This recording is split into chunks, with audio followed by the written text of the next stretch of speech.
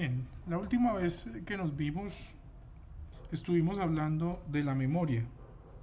La memoria es quizás uno de los componentes más importantes que debe administrar el sistema operativo. En términos generales, y esto lo hago a manera de repaso, definimos la memoria como un circuito que permite el almacenamiento y la recuperación de datos, y esta memoria puede ser de tipo volátil o puede ser persistente bajo esa definición. Entonces, de tipo volátil, la RAM, y se dice volátil porque una vez se corta el fluido eléctrico, pues la información o los datos que estén almacenados en la memoria se perderán, y una vez recuperemos el fluido eléctrico, entonces ella tendrá a disposición su capacidad de almacenamiento. Ahora, la otra alternativa bajo esa definición de ser un circuito que permite almacenar y recuperar información está el disco duro. Entonces el disco duro, en general los discos duros son persistentes. Persistente quiere decir que una vez se guarda la información en el disco, pues va a mantenerse ahí el tiempo que el dispositivo permita. Hasta cierto punto deberíamos decirlo así. Ahora, también bajo esa definición hay otros dispositivos que no son quizás de interés propio del curso. Entonces yo les mencionaba las memorias, incluso hablábamos de dispositivos a través de internet o espacios a través de internet donde usted puede almacenar cosas. Bajo esa definición de almacenar datos y luego permitir recuperar, pues podemos poner varios elementos. De hecho, y esto también nuevamente lo hago a manera de repaso, hablamos de la jerarquía de memoria y detallamos que bajo esa definición de memoria incluso podríamos considerar los registros que están dentro del procesador. El procesador tiene una serie de registros encargados de mantener el ciclo básico de instrucción y así poder ejecutar los procesos. Dicho eso, entonces, dentro de la CPU tenemos una serie de elementos que también podrían considerarse como memoria. De hecho, ellos se encuentran en la cúspide de la representación de la jerarquía de memoria. Ellos quizás, y lo dicen la gran mayoría de libros, son los más rápidos comparados con otros dispositivos como la RAM. Entonces yo les presentaba todo el esquema de la jerarquía de memoria. En la parte más superior, en la cúspide, estaban los registros.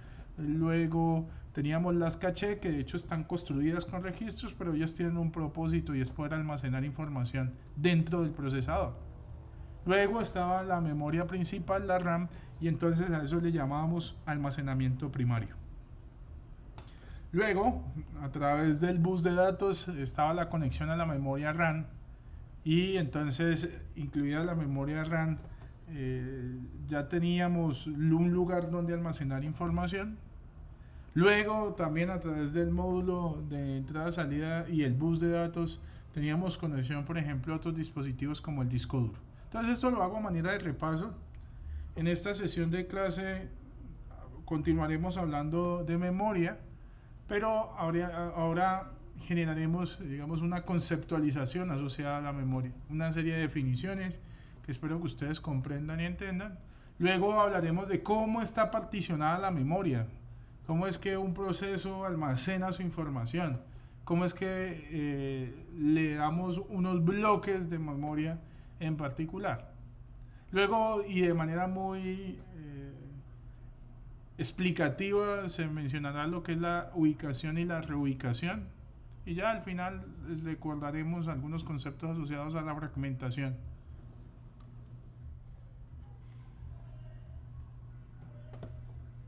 Hay un concepto que debemos entender y es el de memoria virtual. La memoria virtual, tal cual como su nombre lo dice, no es un elemento físico, no es un dispositivo físico, pero es la abstracción que permite que el sistema operativo haga la gestión de memoria. Gracias a la memoria virtual es que el sistema operativo administra esa memoria. Entonces esa administración comprende tener un inventario de lo que está pasando en la RAM, tener información de lo que hay en las cachés, incluso en el disco duro. ¿Por qué hablo del disco duro? Porque dentro del disco duro o como parte del disco duro hay una región llamada región de intercambio que el sistema operativo utiliza para poner ahí los procesos que están suspendidos o que se van a suspender. Todo eso hace parte de la memoria virtual. Y dicho esto, entonces uno podría afirmar que la memoria virtual, si tuviera un tamaño, sería mucho más grande que la memoria RAM. ¿Esto para qué lo hace el sistema operativo? Para optimizar el uso de esos recursos, la caché, la RAM e incluso el disco duro. Entonces la memoria virtual permite que un programa se ejecute con menos memoria física de la que requiere. Eso es clave. ¿Por qué? Porque entonces la clase pasada yo les decía que había como una especie de engaño. Y esto se debe a que no es que el proceso solicite un tamaño en memoria y se le entregue ese tamaño en memoria, no. Lo que el proceso ve es que se le fue asignado todo el espacio que él requirió, sin embargo, lo que está sucediendo en la memoria RAM puede que sea otra cosa. Dicho esto, lo que está almacenándose en la RAM es distinto a lo que ve el proceso y quien está orquestando, organizando esa mirada que tiene el proceso es el sistema operativo. ¿Por qué? ¿Por qué lo hace de esta manera y cómo lo hace? Entonces lo vamos a hacer a partir de frases clave. Muchos programas necesitan que esté cierta parte del código, no todo. No necesitan todo el código asociado, no necesitan todas las instrucciones. De hecho, cuando se menciona lo que es un proceso y cómo este llega a la memoria, yo les decía eventualmente que lo que hace el sistema operativo, y de hecho lo hace el computador, es una carga perezosa, un lazy load. Entonces va poniendo las instrucciones en la medida que se van necesitando. Lo mismo hace con los datos. Entonces no es que se cargue el proceso y todo quede en memoria, no. Él se va haciendo una carga progresiva dependiendo de lo que vaya necesitando y su punto en un momento de su ejecución. El sistema operativo asigna entonces una serie de bloques a un proceso y en la medida que éste empieza a solicitar más, pues le entrega otros espacios o otros lugares para que el proceso continúe o mantenga su ejecución. Espacios en donde puede ser en el disco duro, en la zona de intercambio, pero también puede ser en la memoria principal. Entonces el sistema operativo asigna el bloque o el espacio en memoria que le ha entregado a los procesos. La memoria virtual no es exclusivamente software. Recuerden que yo les mencioné también en una anterior sesión, en un video, que hay una unidad de administración de memoria y cuando se habla de unidad es porque hay más de un componente involucrado. Es decir, que la gestión de la memoria no solamente es software, no es exclusivamente del sistema operativo, también se involucra la máquina física. Dicho esto, se requiere entonces soporte en hardware para poder almacenar, recuperar información que está en el disco duro, en la memoria o incluso en las cachés. Todos estos elementos que componen lo que llamamos y denominaremos de aquí en adelante la VM, la memoria virtual, Virtual Memory. Entonces, un gráfico para que tengamos una idea de qué es lo que está sucediendo y cómo se está comportando el panorama o cuál es el panorama que tenemos en este momento. Entonces, el proceso lo que ve es que tiene todas sus instrucciones, bloques asociados. Entonces, lo que ve el proceso es el espacio virtual de direcciones. Mientras está haciendo el ciclo básico de instrucciones, el proceso solicita información que puede estar en alguno de los lugares que ya mencioné, en la caché, en la memoria RAM o incluso en la memoria de intercambio. ¿Quién recibe entonces esa dirección? La unidad de administración de memoria. Ella se va a encargar de hacer la búsqueda de la información o del dato que necesita el proceso en esos lugares, en lo que llamaremos memoria virtual, y entregárselo. ¿Para qué? Para que el proceso continúe. El proceso no se bloquea. La situación en particular es tan rápida que puede que el proceso continúe esa ejecución y para él la unidad responda con suficiente velocidad. Ahora, puede que los datos o la data que esté solicitando el proceso no se encuentre entre esos bloques y entonces hay una serie de mecanismos que son necesarios para poderle entregar esa información al proceso. El peor de los escenarios es que la data esté en el disco duro y como se los he mencionado antes, si bien es costoso ir a la memoria principal, eso da lugar a la invención de las cachés, es mucho más costoso ir hasta el disco duro y en ese escenario el sistema operativo lo que hace con el proceso es bloquearlo hasta que le entregue lo que él solicitó. Entonces, esto es para representar un poco lo que está sucediendo. Tenemos un espacio virtual, tenemos un espacio físico que incluye la memoria RAM y la memoria secundaria o esa región de intercambio en el disco duro. Quiero que noten las letras. Esos bloques fueron asignados al proceso y ahí el proceso tiene alojado ya sea su TESO code, ya sea su stack o su heap. Algunas de esas letras corresponden a uno de esos, a una de esas partes del proceso. Luego estos espacios, estos bloques están mapeados a la parte física o a los componentes físicos. En última, la información tiene que residir en algún lugar. Entonces, por ejemplo, el bloque C está en memoria RAM, el bloque B, el bloque A están en memoria RAM, mientras que D y E están en la región de intercambio o en la memoria secundaria. Para el proceso es transparente, él no sabe realmente de qué está sucediendo en los componentes físicos de el computador. Él lo que ve es su espacio de direcciones. De hecho, si el proceso tuviera conciencia, diría: tengo todos los bloques que necesito y de hecho tengo todo el espacio que necesito.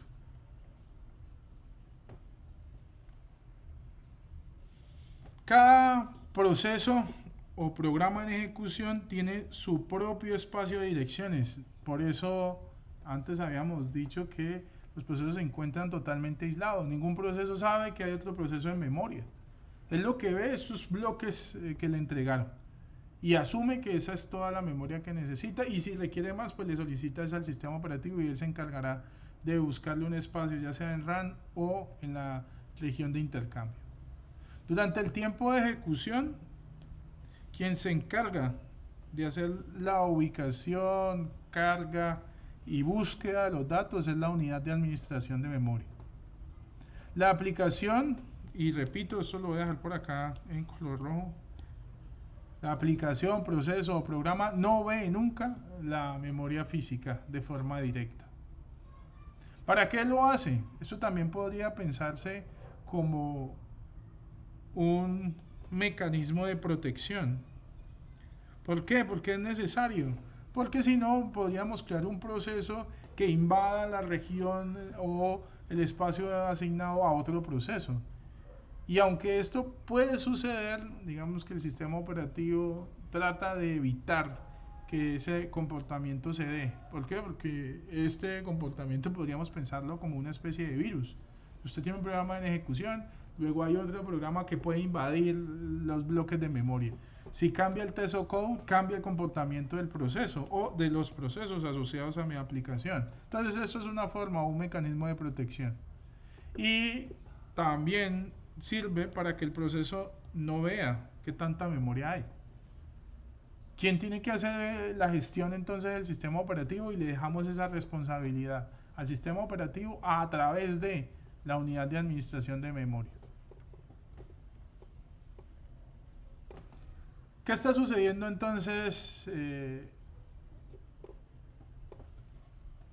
de forma gráfica? El proceso es despachado a la CPU, empieza su ciclo básico de instrucción y genera una dirección para ser leída, por ejemplo. Necesita leer un dato que está en una región de memoria. La dirección que va a generar el proceso es una dirección virtual. ¿Por qué es virtual? Recordemos que estamos ahora frente a los mecanismos de administración de memoria. Esto no se los pude haber dicho antes. Ustedes lo que hasta hace un capítulo atrás pensaban era que el proceso generaba una dirección, que de hecho hicimos ejercicios con números decimales, y era ir a buscar en memoria RAM la ubicación de ese dato, sacarlo y ponerlo en el MDR. Pero no es tan trivial, no es tan simple. En ese momento me interesaba que usted aprendiera o entendiera cómo opera el ciclo básico de instrucción, pero ahora le estamos agregando un poco más de sabor, le estamos poniendo algo más que hace el sistema operativo. Y es que las direcciones que se generan no apuntan de forma directa a la memoria física. Lo que se genera entonces es una dirección virtual. Luego esa dirección es capturada por la MMU, la unidad de administración de memoria, que valida primero si esa dirección es legal o no, es válida o no, y esto nuevamente lo repito, lo hace por una cuestión de seguridad. Y ella se encarga de buscar entonces la dirección física, ir a buscar ese dato donde esté. Aquí en el gráfico vamos a asumir que está en memoria, entonces busca en memoria y seguramente tendrá otra dirección diferente a la que generó el proceso durante su ejecución. Una vez se encuentra la data que está en memoria, entonces se la entrega al proceso o la carga en memoria virtual. Esta es otra forma de decirlo. Desde ahí entonces la tomará el proceso y continuará su ciclo básico de instrucción. Lo que ya vimos, lo que conocemos. Solamente que ahora le estamos agregando un poco más de azúcar a todo el conocimiento que ya tenemos. ¿Qué sucede si la dirección no es válida? ¿Qué sucede si esa dirección virtual no apunta a un bloque en la memoria que está asignada a ese proceso, sino que de hecho está interrumpiendo con el espacio asignado de otro proceso, o puede que se haya corrompido durante la ejecución? Si no es legal, entonces se genera una interrupción y habrá un manejador de fallas, que de hecho es uno de los procesos asociados a la unidad de administración de memoria. Hay un proceso encargado de revisar el fallo que hubo y tomar decisiones dependiendo de un listado de, por así decirlo, comportamientos válidos. Entre los que se encuentra, por ejemplo, si hay un fallo en acceder a una dirección de memoria, entonces detenga la ejecución y pinte en la consola segment fault, fallo de segmentación, o no dirección no encontrada. Entonces lo que uno percibe es que se detuvo la ejecución de mi proceso porque algo no hizo de forma correcta. Quizás fue la búsqueda de una dirección que fue ilegal para el MMU. Nuevamente esto lo hace para proteger que los procesos, como ahora no apuntan de forma directa a la memoria, sino que hacen un vínculo a través de la unidad de administración de memoria, pues debe protegerse todos los espacios y lugares donde hay información.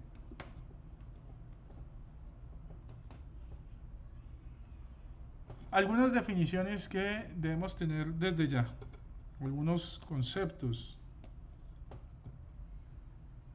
Los programas se cargan y almacenan en el espacio virtual de direcciones. Este espacio de direcciones virtuales o virtual está vinculado, atado, mapeado al espacio físico. Considere el espacio físico como la memoria RAM y la memoria secundaria.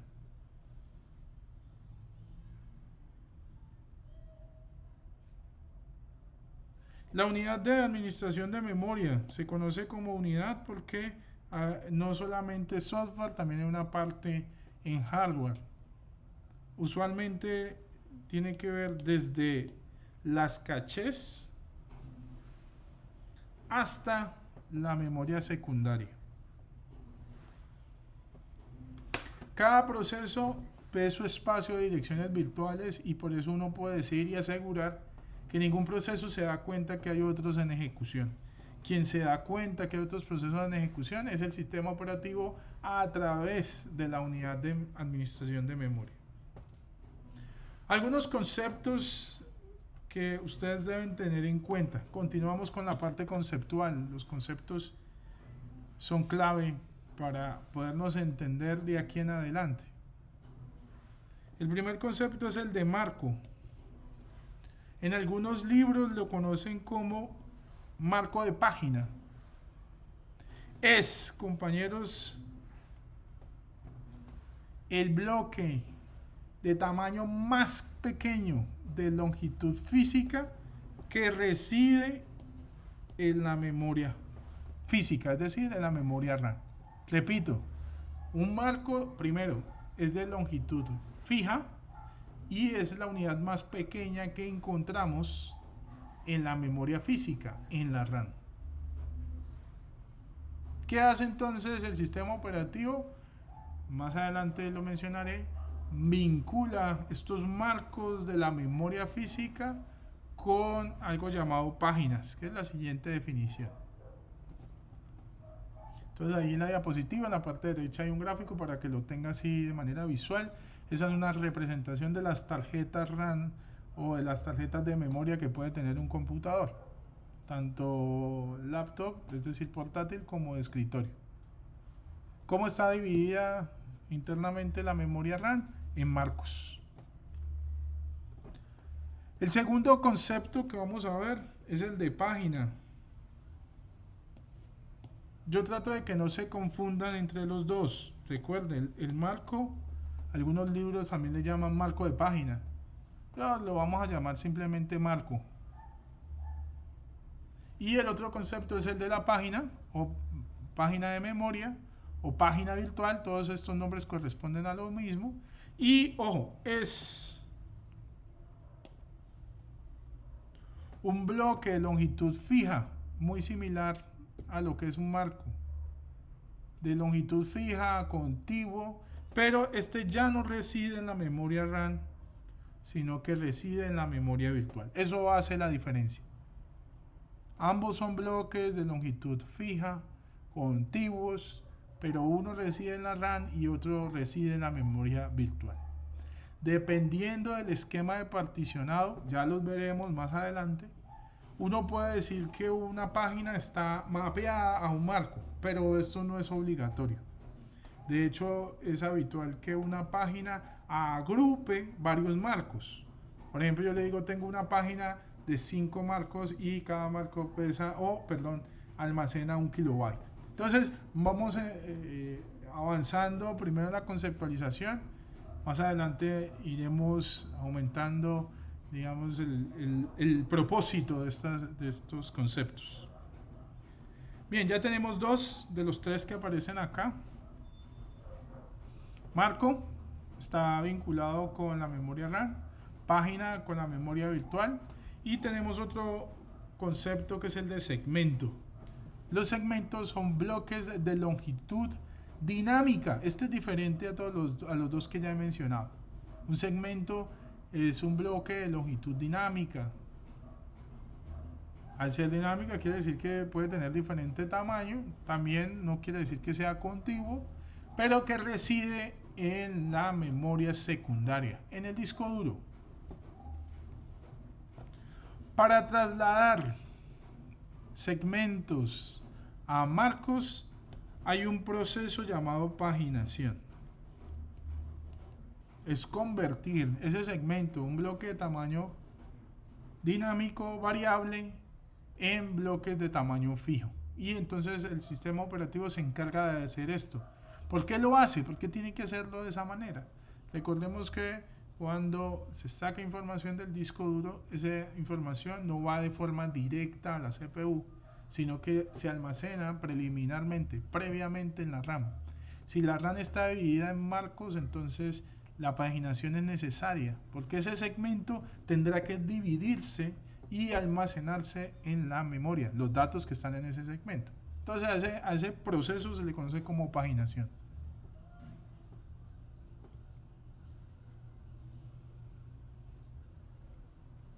Parcialmente ya habíamos hablado de esto, de este comportamiento.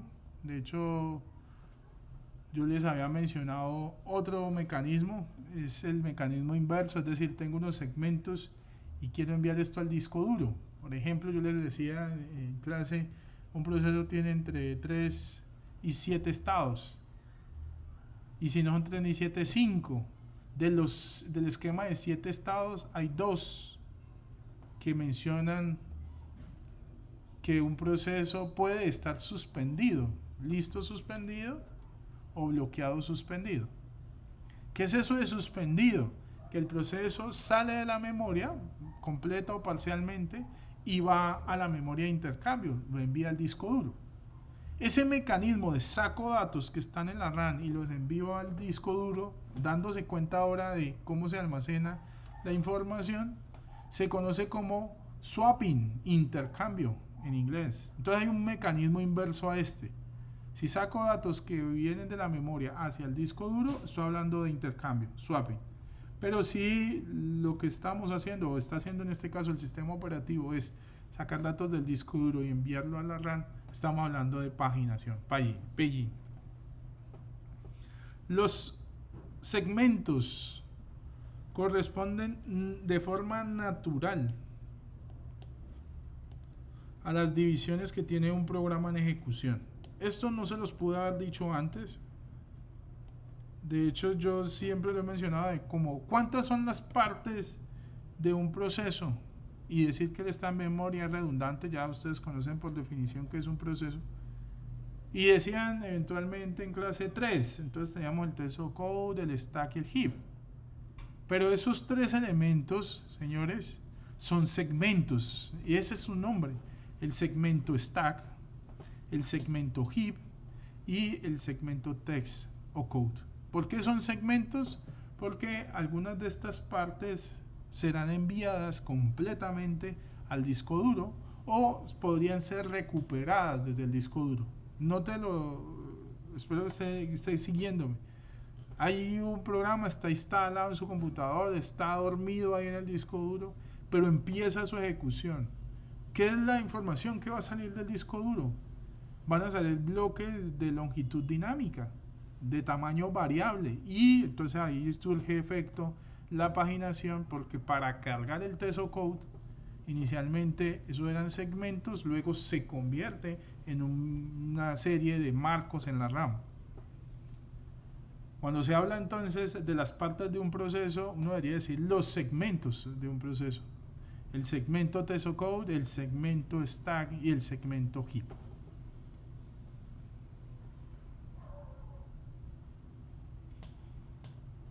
¿Conmigo es ahí? Bueno, espero que sí. Recordemos que este video es con el propósito de que puedan luego recuperar la información que se está presentando. Y hablemos del particionado. Si bien la memoria RAM está dividida en marcos, el sistema operativo de forma estratégica lo que puede hacer es particionar esa memoria. ¿Cómo la particiona? Bueno, si tenemos 200 marcos, vamos a hacer vamos a hacer un particionado de a 5 marcos, y entonces esa será la memoria RAM.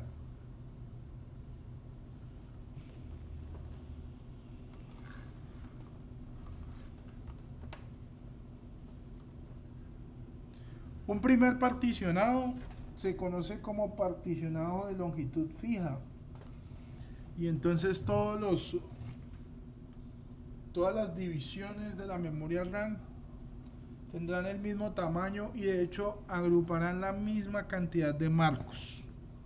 Si la memoria está dividida en marcos, entonces el sistema operativo podría dividir en bloques de tamaño X la memoria, y estos bloques agruparían una cantidad de marcos de la memoria.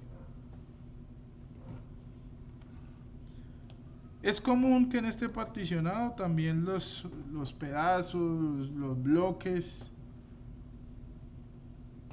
agrupen la misma cantidad de marcos, y que cuando un proceso solicite espacio para almacenar, entonces el sistema le asigne uno de los bloques o dos de los bloques para que ahí aloje sus segmentos. El otro esquema de particionado es el de longitud variable o dinámica. Entonces la memoria es dividida de forma dinámica y las partes, los bloques son creados de acuerdo a la necesidad de los procesos. Entonces hubo seguramente en el histórico un proceso que requirió 100 marcos de memoria, luego hubo otro proceso que requirió 500 marcos de memoria. Entonces así se fue particionando la memoria y dependiendo de la necesidad que hubiera en un momento dado, se ajusta a un bloque y se le entrega al proceso para que ponga ahí sus partes. El otro esquema, que quizás es uno que vamos a discutir cuando lleguemos a la parte práctica, es el de paginación simple. Entonces la memoria es dividida en páginas y estas páginas, recuerde página, pensamos de una en memoria virtual, marcos, entonces pensamos en memoria física. Si se habla de paginación simple es porque la división se está haciendo desde la mirada de la memoria virtual, ya no desde la memoria física. Y ojo, si se establece un tamaño para las páginas, entonces ese se hace un mapeo con los marcos que están en la RAM. Una página puede requerir 20 marcos, entonces esas serán las páginas en este esquema de paginación simple. Y los procesos serán divididos de acuerdo al número de páginas que ellos necesiten. Noten que ya teníamos 3 esquemas y los 3 tienen orientaciones diferentes. Hablo del de paginación simple y resalto este en particular porque es el que vamos a repasar cuando podamos estar en nuestro espacio de clase en el salón. Llevaré algunos ejercicios, tengo un listado de ellos para poder complementar lo que estamos viendo hoy a nivel teórico. Esta es una especie de recorderis. Los marcos son de tamaño fijo. Comúnmente están asociados a la memoria RAM. Las páginas son también de tamaño fijo, pero es usualmente el nombre que se le da a las divisiones que tiene la memoria virtual. El otro esquema es el de segmentación simple. Si bien uno puede dividir la memoria en páginas y una cantidad de páginas, entregársela a un proceso, este esquema está pensado para que lo que salga de la memoria secundaria, incluso del disco duro, llegue casi de forma directa a la RAM. Entonces ahora se va a dividir la memoria, tanto virtual como física, digamos que aquí podría ser una o la otra o cualquiera de las dos, se va a dividir en segmentos. Y como los segmentos por definición son bloques de tamaño variable o dinámico, entonces cuando el proceso lo requiera se le entrega un segmento y entonces ahí pone su teso code o pone su heap o pone su stack. Y este quizás es un poco más natural, pero tiene unas complejidades que veremos en su momento. Hay otros 2 esquemas de los cuales no voy a mencionar mucho. Creo que con los primeros 2, con el tercero y el cuarto, en el listado, podemos cumplir la visión que se tiene. Y es la paginación en memoria virtual y la segmentación en memoria virtual. Esto quiere decir que estos esquemas, tanto de paginación y segmentación, se dan en memoria virtual, pero no hay una correspondencia exacta con lo que está sucediendo en la memoria física. Es decir, que si se asigna unas páginas de un tamaño K, 15K por ejemplo, 15 kilobytes, no tiene que ser un mapeo exacto a lo que está en la memoria RAM. Bien, hacemos entonces nuestro checklist. Ya tenemos algunos conceptos y definiciones. Hasta este momento usted ya debe tener claridad sobre lo que es un marco, lo que es una página, lo que es un segmento. Debe tener claridad sobre el comportamiento que se da entre el ciclo básico de instrucción, el MMU y las 2 visiones que tenemos de la memoria virtual y memoria física. De los esquemas de particionado, pues ya tenemos un listado. Entonces tenemos de longitud fija, de longitud variable, paginación simple, segmentación simple y hay 2 que no hice una explicación amplia de ellos, que son segmentación en memoria virtual y paginación en memoria virtual. Hablemos un poco entonces de la ubicación y la reubicación.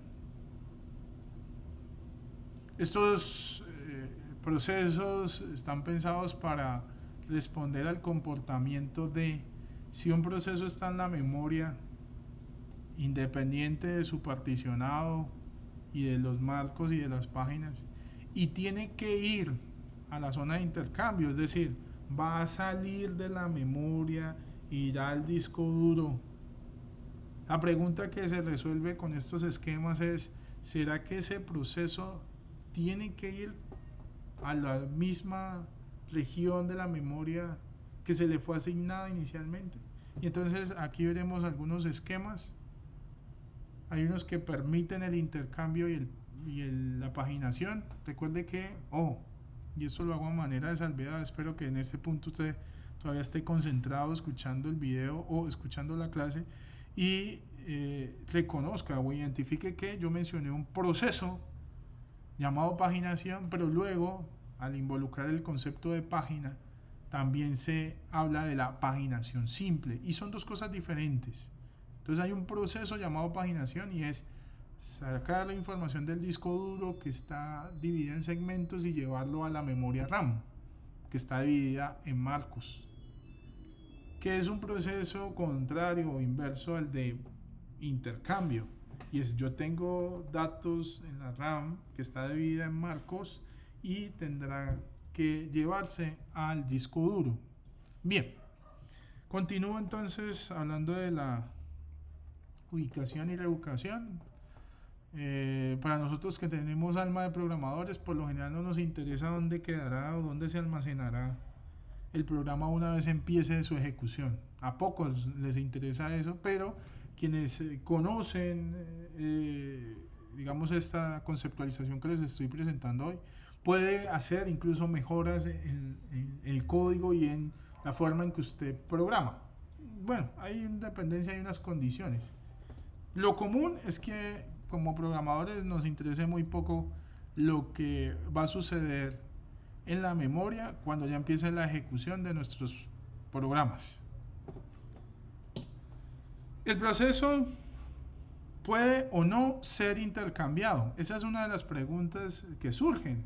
Para nosotros, repito, es transparente. Claro que quien se encarga de hacer la administración de sistemas operativos o infraestructura, pues es relevante, porque entonces tendrá que tener en cuenta que ese disco duro tendrá una región de intercambio y eso puede tener un tamaño, y si es más grande o más pequeño, pues tendrá impacto en cómo se ejecutarán los procesos. Por lo pronto vamos a responder la pregunta de: ¿los procesos pueden o no ser intercambiados? Un proceso que está en memoria puede ir a la memoria secundaria, a esa región del disco duro. Y la pregunta también es: ¿puede regresar al mismo bloque o tendrá que regresar o puede regresar a otro bloque, a otros bloques de memoria? De hecho, hay una pregunta que también resolveremos y es si se puede enviar parcialmente el proceso, no completo, sino una parte de él, y luego recuperar esa parte. Entonces, ese es como el escenario para hablar de la ubicación y la reubicación.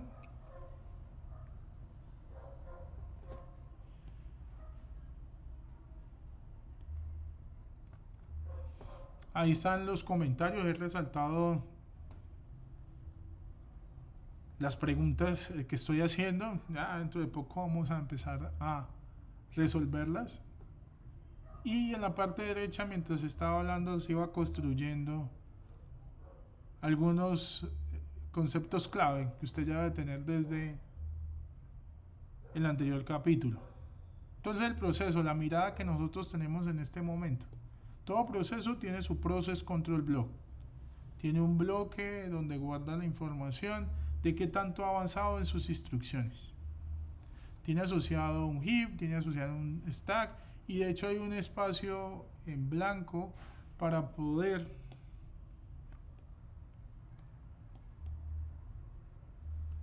cambiar de tamaño el heap y el stack si se requiere. Esas líneas o esas flechas que he puesto, que son circulares, para representar que lo que se ejecuta es el TESO code, las instrucciones, y se hace bajo el ciclo básico de instrucción.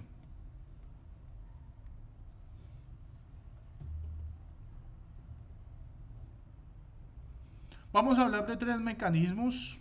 Estos son los que van a permitir la ubicación y la reubicación de nuestro proceso. Hay uno llamado código absoluto, hay estático y hay dinámico. Esos son los esquemas de ubicación y reubicación. El de código absoluto, entonces, esto no es para todos los programadores. Las direcciones se generan en tiempo de compilación o en tiempo de enlace. Si esto sucede, entonces estamos frente a código absoluto. ¿Cuándo hay código absoluto? Por ejemplo, usted va a escribir su programa, lo va a hacer, por ejemplo, en Pascal o COBOL, y usted puede conocer la ubicación en memoria donde se va a ejecutar ese proceso. Usted tiene que decir, va a ejecutarse desde este bloque hasta este bloque o va a utilizar estos bloques de la memoria. Versiones más recientes, y eso hablo de los lenguajes, permiten que cuando se compile, ahí se establezcan las direcciones donde va a alojarse el proceso. A eso se le conoce como código absoluto. Cuando tenemos el ejecutable sabe dónde en la memoria va a poner las instrucciones, el heap y el stack. Esto hace que no sea fácilmente ejecutable en otra máquina. Eso de hecho lo dificulta, porque cuando se compila de acuerdo a la máquina donde está siendo compilado. Las direcciones de esa máquina, y por tal razón no podrá ser portable. Ojo al concepto. Esto sucede, por ejemplo, con C y C++. Usted crea un programa en C++, genera lo que ustedes normalmente llaman el ejecutable, el bytecode, y pensémoslo de esta manera, usted lo puede enviar por correo. Vamos a asumir que usted generó un bytecode, compiló su programa y lo envió por correo. La pregunta es si su compañero, su amigo o incluso su jefe, quien recibe ese ejecutable, podrá ejecutarlo en su computador. Y entonces, si cambiamos de arquitectura, si cambiamos de sistema operativo, la respuesta es no va a poder ejecutarlo. De hecho, si la máquina tiene unas características muy diferentes a la máquina donde fue ejecutado, tampoco va a poderse ejecutar. De hecho, ese programa ni podrá cargar sus instrucciones en memoria, porque las direcciones fueron creadas en tiempo de compilación.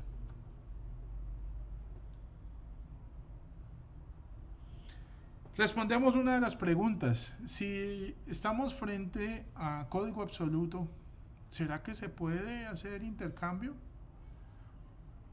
Primera observación, una vez bajo este esquema, una vez se cargue el proceso, no podrá ser movido a otra ubicación en la memoria.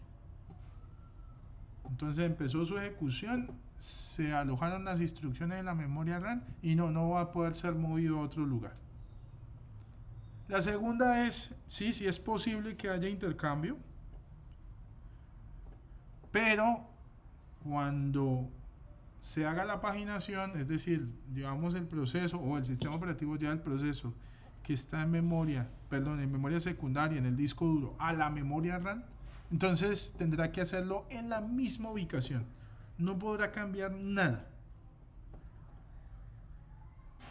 A la misma ubicación tendrá que ir el proceso. ¿Es permitida el intercambio? Sí. El proceso puede salir de la RAM, pero tendrá que volver al mismo lugar, a los mismos bloques, al mismo escenario donde estaba.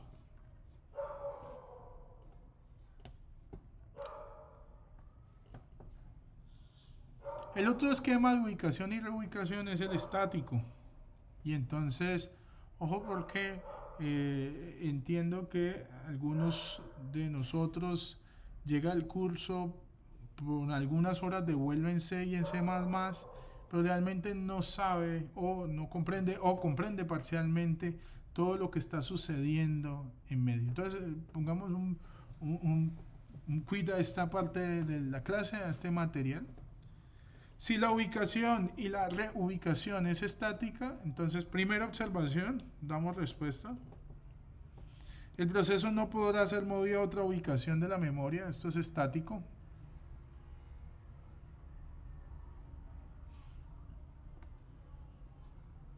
Lo segundo es que el proceso sí podrá hacer swapping y podrá volver a la misma ubicación o otra ubicación que tenga los mismos marcos, la misma longitud. Ojo que aquí está la diferencia entre uno y el otro.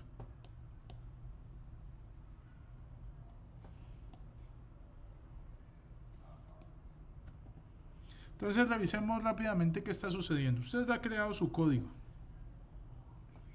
Usted creó un código en C o C++. De hecho, puso una variable,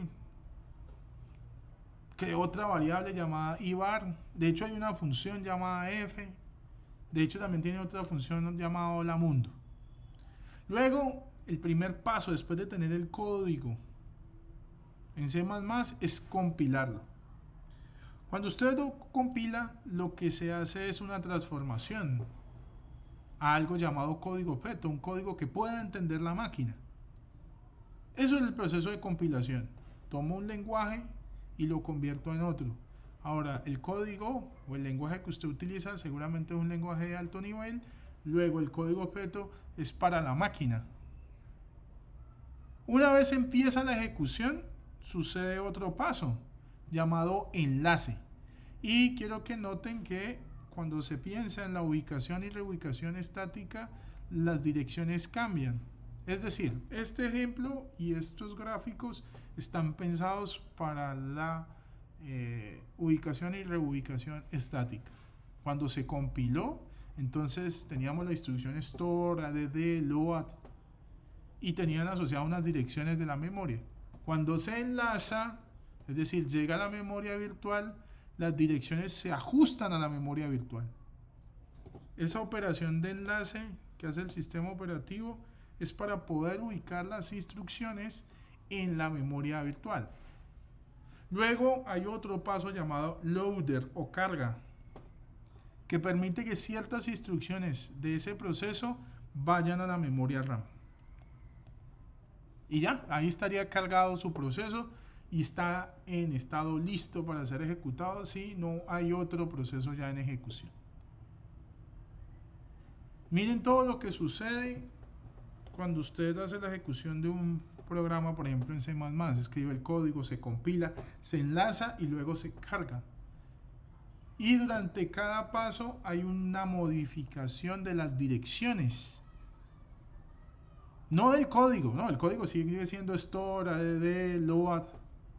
No, lo que cambia son las direcciones y en particular las del loader son importantes porque recuerden, la MMU recibirá direcciones virtuales y tendrá que ir a buscar las direcciones físicas. Entonces ahí hay una idea que debemos tener desde lo que hemos visto en este material de clase.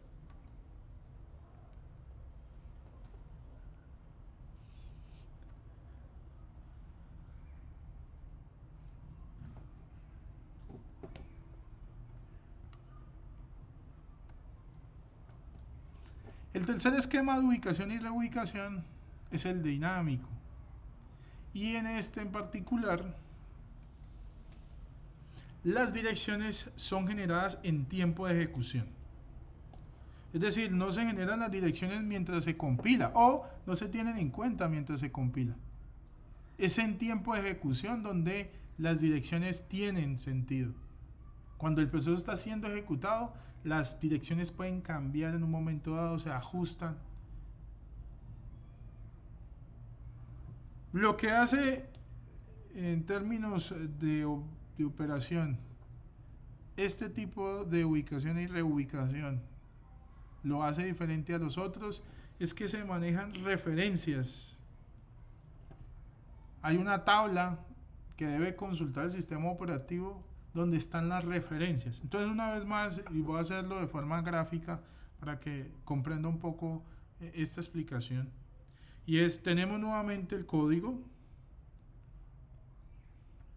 Siguiente paso, usted ha compilado ese código, tiene otro archivo, lo que usted llama el ejecutable, ya está próximo a empezar su ejecución.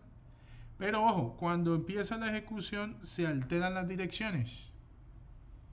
Y cuando se hace el loader, nuevamente se alteran las direcciones. Hasta ese punto se parece mucho al esquema estático.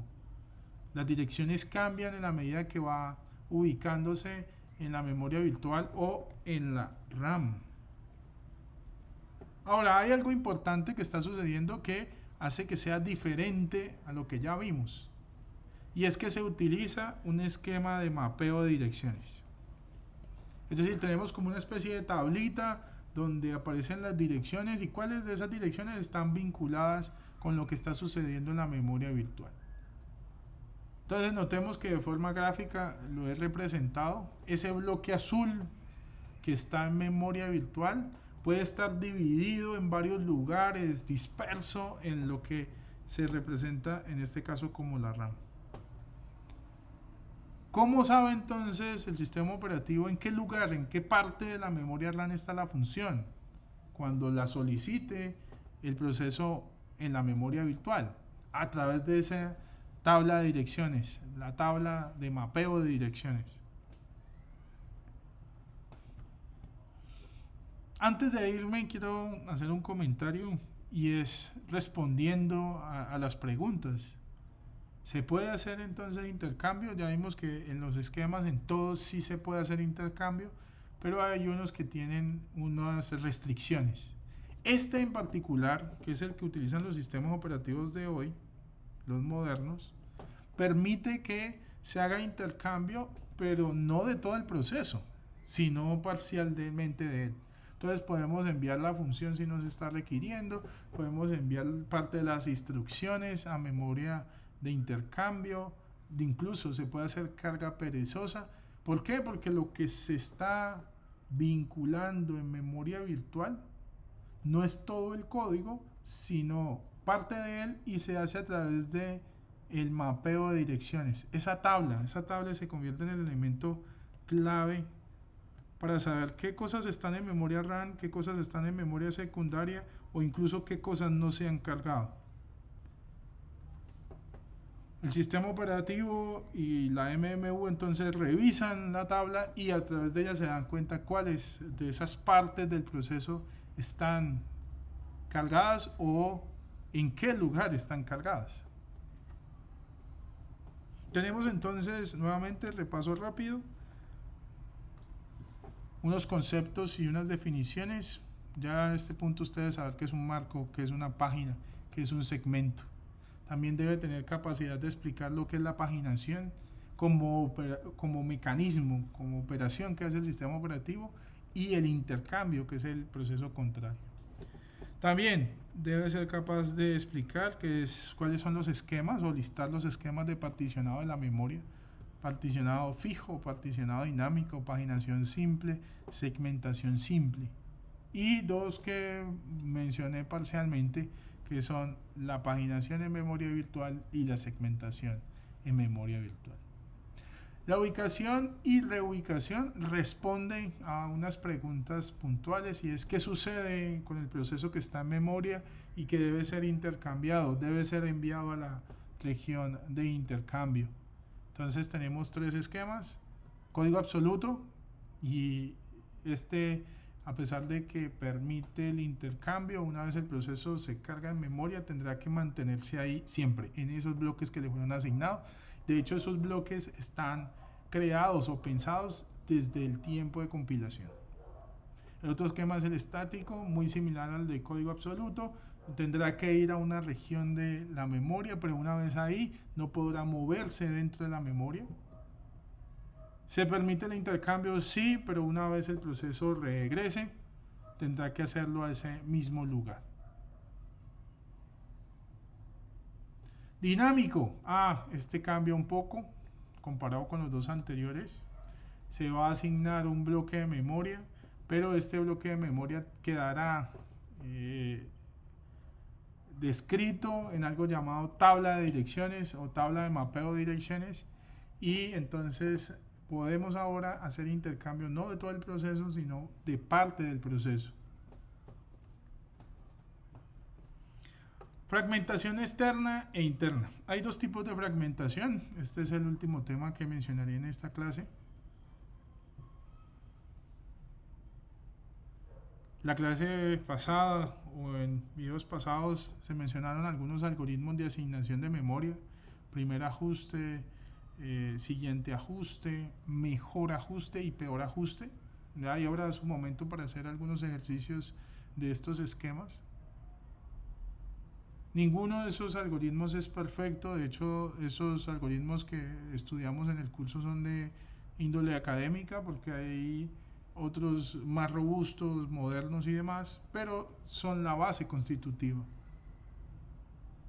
Cuando un proceso solicita memoria, entonces hay una situación que resolver, y es cuál es el bloque o el lugar donde vamos a alojar ese proceso. ¿Cuándo sucede la fragmentación externa? Cuando, después de aplicar un algoritmo de asignación, hay un bloque de memoria, hay un espacio en la memoria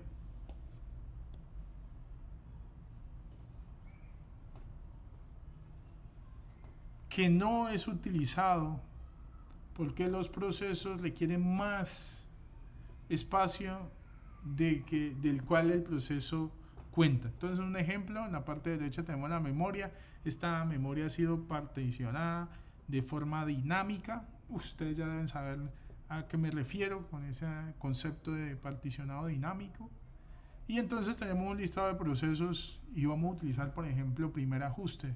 Entonces tenemos los procesos P1 que requiere 120, P2 que requiere 250, P3 que requiere 480 y P4 que requiere 200.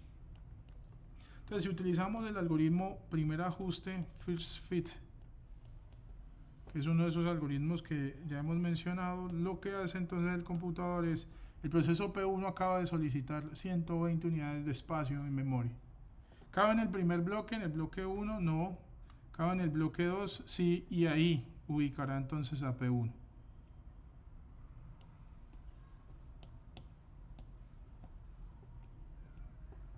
El restante del espacio quedará a disposición, quedará disponible.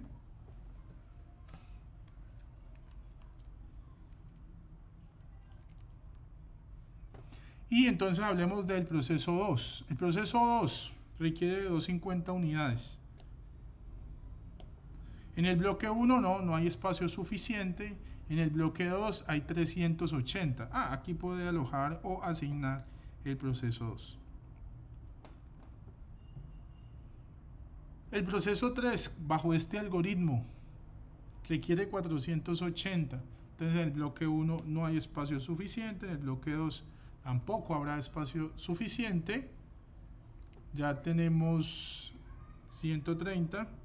En el bloque 3 tampoco hay espacio suficiente. En el bloque 4 tampoco. En el bloque 5 sí hay espacio. Y entonces ahí alojará el proceso P3.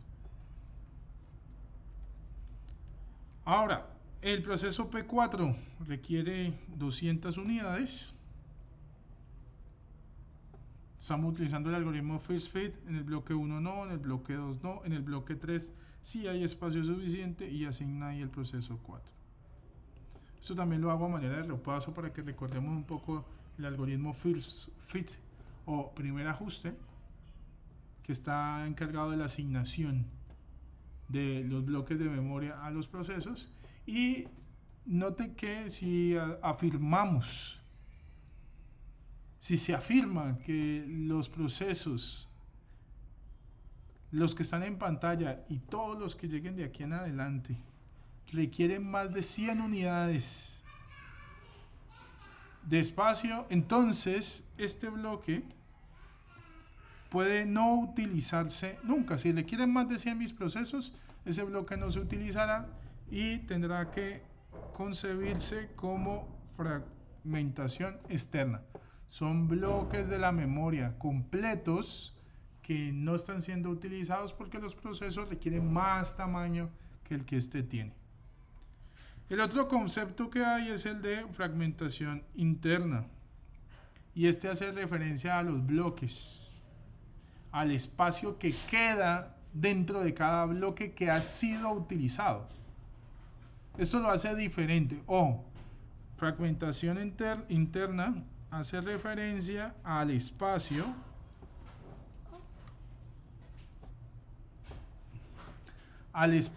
dentro de un bloque que ya no ha sido utilizado. Hablemos nuevamente de un ejemplo. Tenemos unos procesos. P1 requiere 100. 95. P2 requiere 420. P3 requiere 600. P4 250. Y P5 90. Nos piden que hagamos la asignación nuevamente con el algoritmo First Fit. Primer ajuste. El proceso 1, entonces revisamos de forma ordenada los bloques de esta memoria que ha sido dividida en bloques de longitud dinámica.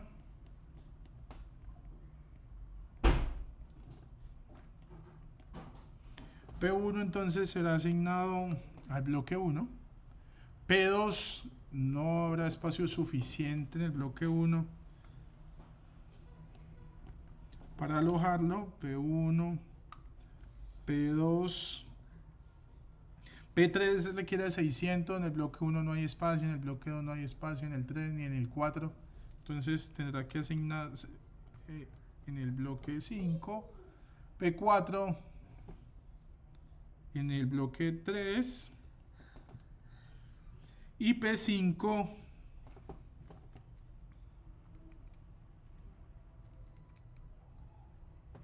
que requiere 90 no cabe en el bloque 1, no cabe en el bloque 2, no cabe en el bloque 3.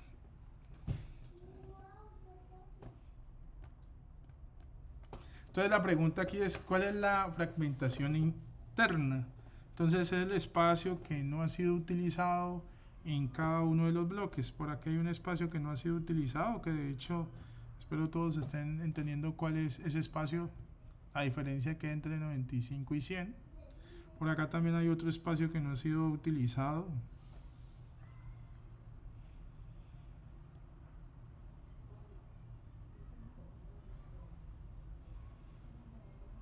La suma de todos estos espacios que no están siendo utilizados después de la asignación se denominan fragmentación interna. Entonces, fragmentación externa, bloques completos que no hayan sido utilizados. Fragmentación interna, el espacio ahí, el restante después de la asignación, ese que no se utilizó dentro de cada bloque.